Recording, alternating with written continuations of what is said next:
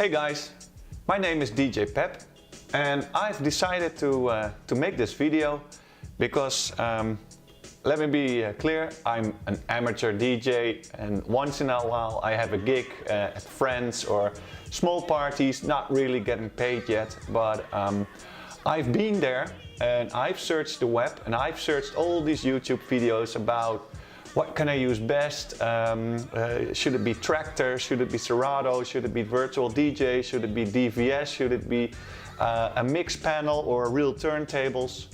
And all of a sudden I decided, well, I brought myself till here where I am now, and I've decided to make a video about this, about my journey and about what I think works for me and not what works best, because I don't have a lot of experience, but I'm happy with the stuff that I have and all the information which I found on the web, on YouTube, etc.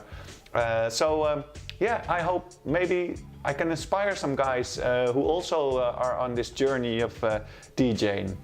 First of all, let me start off by explaining that I'm a real R&B and hip-hop fan.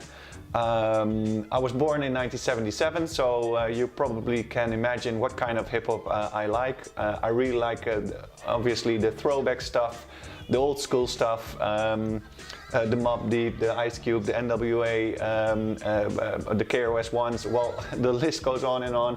Yeah, this is really my genre. So I also like the turntablism. So that's something that was important for me. After I made a few steps, I've noticed that I really needed turntables to do the stuff that I would like to do or would like to learn, because I'm not a good scratcher, I'm not a real turntablist, but I'm trying, I'm doing my best. In other videos I will also show you what I've done, but this video is more about the stuff that I use and the stuff that I like.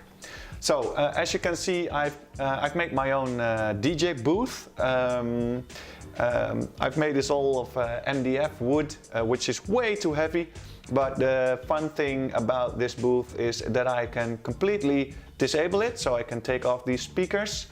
I can take off my laptop, take it out, put a lid on it, which I've made. I'll show you in a minute. And then I can close the whole booth, and yeah, it's portable then, so I can take it on the road.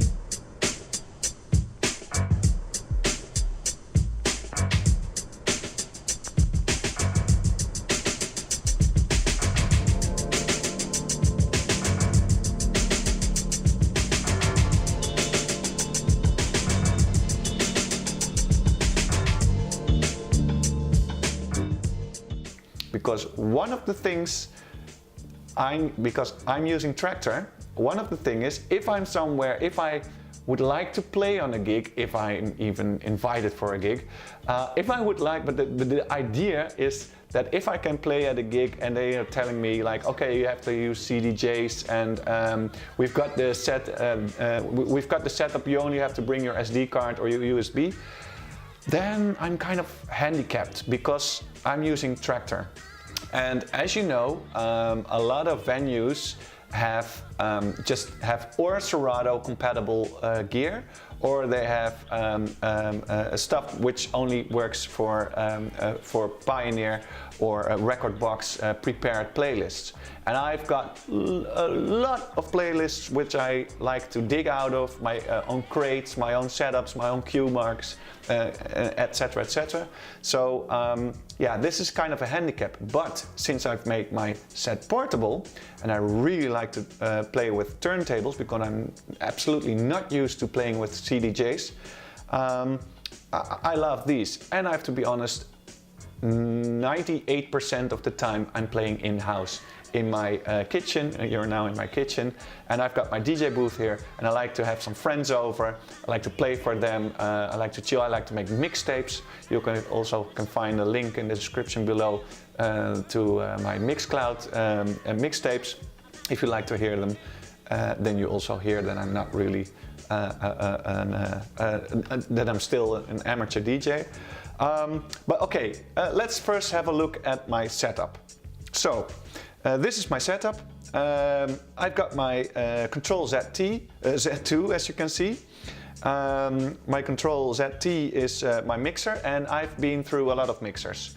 I've had mixers. I've started with a. Well, let me show you if I have it here. Yes. I've started off with this Numark Mixtrack Pro. This was my very first mixer, and I have to be honest, this was a great thing to start with. It was absolutely great because everything was introduced to me. I was introduced to cue buttons, to play buttons, to the crossfader, working with gains, with kind of the mid, highs and lows and everything, small effects, and I worked with Virtual DJ. A really old laptop plus Virtual DJ and this Mixtrack Pro really introduced me. Why this Mixtrack Pro was so good is because the platter is touch sensitive. So if I hold my finger on it, it will immediately stop, and if I lose it, then the record would start to play. I could nudge the platter like this, which is a different mode than this, on Virtual DJ that is, because Traktor doesn't understand the difference between the top and the rear, maybe, and the side. Maybe you can program that, I don't know. But this was really a great piece of equipment to start with. It's really stupid simple, it works. So that was the first player which I started with. Then I noticed that I wanted more, and I wanted to be different. I want to be different in a lot of things, so I started with the Technics SLDZs, which are great turntables, which are a great hybrid kind of turntables, and this introduced me to the first working with turning platters, and I bought Traktor for that. With the Traktor device, hardware device unit for the sound, and I used that with a Behringer Knox 202 mixer. I still have it, it's for sale, but nobody wants it. It was just a simple mixer. Why I bought this mixer? Because the crossfader had an kind of an, I think it was Infinity or something, a special crossfader which couldn't be damaged. It was loose, it was okay. So I could start by practicing my craps and other silly stuff for turntablism. I really noticed quite fast that the SLDZs wasn't what I wanted, though I learned that I couldn't practice certain stuff that I learned. By the way, I learned all my scratching, basically all my scratching from DJ Angelo. His YouTube videos are great. Probably you've already noticed that these videos are great to practice your turntablism. And also DJ TLM is a really big, for me, inspiring guy who also has great YouTube videos about DJing and stuff like that. So after the SLDZs, I sold them and I bought the Reloop RP 6000s, completely inspired, by the way, by DJ Angelo. I saw him playing with the reloops, and I thought, okay, if he can do all this stuff, then probably these turntables are great. So that sponsored deal of DJ Angelo worked at me, and I'm really happy with these turntables. Of course, you want more and more and more. Everybody has that feeling, but okay. So I sold the SLDZs, then I bought these reloops, RP 6000s, and the Behringer mixer also had his, it just went to the end. I noticed that I missed some effects on it. I missed cue buttons on the mixer. But especially I wanted those special effects, and another guy who really inspires me and is a complete role model for me is DJ Jazzy Jeff. And you all might know that DJ-Jeff has this special echo out effect, or called the ducking echo effect. And I just wanted this effect so bad that I bought the DJM 909 mixer, which is really hard to find in Holland. By the way, I am from Holland. It's a typical, I think it's a typical American sold mixer by Pioneer, which we didn't really have in Holland, so it was really hard to find, also quite expensive. I bought that mixer, but it was completely worn. The effect buttons didn't really work anymore on one side, so I tried to patch it up by cleaning it and stuff like that, but it didn't work. So unfortunately I had to sell that one, but I didn't sell it with a lot of loss, so that was okay. And then I decided, because I was still playing with Traktor, I decided to buy the Traktor Control Z2. I did a lot of homework, a lot of research, and I have to be honest, this mixer is a beast. It's really great. It really works for everything I need. And yeah, so till now I'm quite happy. Obviously I also want something different, but that will be in another video. So my setup now is that I'm working with this MacBook Pro. This MacBook Pro I bought specially for mixing, because I'm not really an Apple fan, I have to be honest. Sorry about all the Apple fans, but I'm not really an Apple fan.